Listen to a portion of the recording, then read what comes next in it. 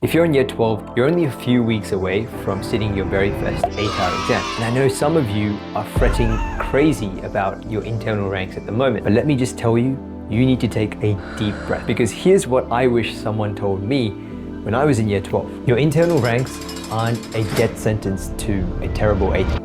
Let me try and explain. Now, I remember getting my half-year report back and seeing my ranks for each of my subjects and realizing that I wasn't in the positions that I would like to be in. And it was in that moment that I was panicking and thinking I was not going to get the ATAR that I wanted to get. But it turns out I was panicking over something that I completely misunderstood, and I think a lot of year 12 students do too. So in the next few minutes, I'm going to try and ease your anxiousness by showing you exactly how internal ranks convert into your final marks, why that kid who's been topping every assessment might not end up with the highest mark, and most importantly, how you can still crush your ATAR even if your internals look a little rough. But before getting into any of that, let me destroy the biggest myth that is probably eating at you right now.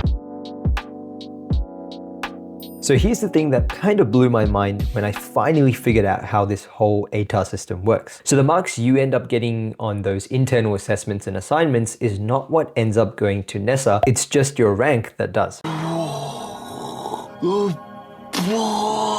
And where it gets really interesting is NESA, or again, any independent marking authority, will take all the HSC exam marks from your school and match them to the ranks. So what ends up happening is if you're ranked number 1 in any given subject, you're guaranteed to receive the highest mark. So let's say Lily ranked first in physics internally, but she only scored an 89 on the actual HSC exam. Now, Tom, on the other hand, ranked second internally, but absolutely smashed the exam with a 95. So what ends up happening is Lily gets 95 as her internal mark, and Tom gets the 89. It's crazy to think that your mark that you worked so hard to get ends up going to someone else simply because they outrank you. Pretty crazy.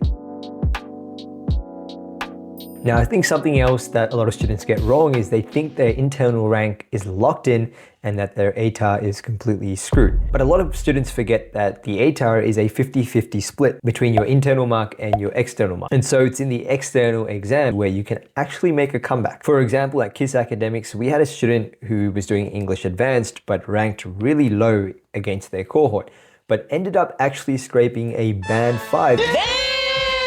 So instead of dwelling about internal ranks that you can't necessarily change, it's better to figure out which of your current subjects has the biggest gap between your current understanding and where you actually want to be. Because if you can figure out that gap right now, that is your highest return investment for the next few months in terms of how you go about preparing for those final ATAR exams. After just checking out some of our previous videos on how to study effectively, I'll pop them up on screen now, but I would highly recommend checking those out before you walk into those final ATAR exams.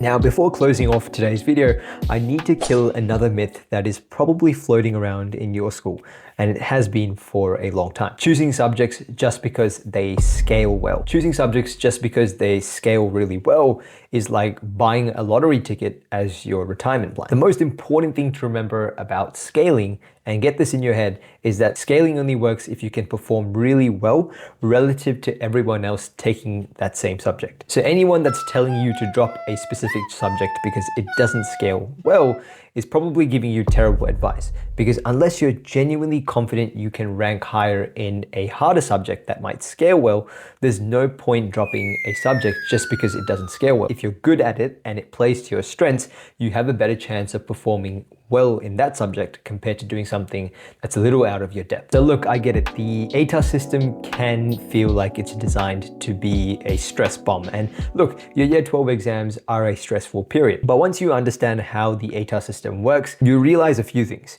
Your internal ranks matter, but they're not your final judgment. You've got a few months to prepare for those final exams that count for 50% of everything. And if you play it smart by focusing on subjects that you're good at, as opposed to doing subjects because they scale well, you can still hit whatever ATAR you're aiming for. So if you're panicking about internal ranks today, you could technically be celebrating the university offer in December. But of course, it requires you to lock in and make sure that the 50% that's remaining in those final exams at the end of the year are well prepared for and execute it to the best of your ability. Now, if you want to dive deeper into how scaling actually works or get more strategies for maximizing your ATAR, I've linked the full blog post below where you can get all the technical details that I wasn't able to fit in today's video. So if you enjoyed today's video, as usual, make sure to share it around, leave a like, and let me know in the comments how you're feeling about those final exams coming up, and I will catch you in the next one.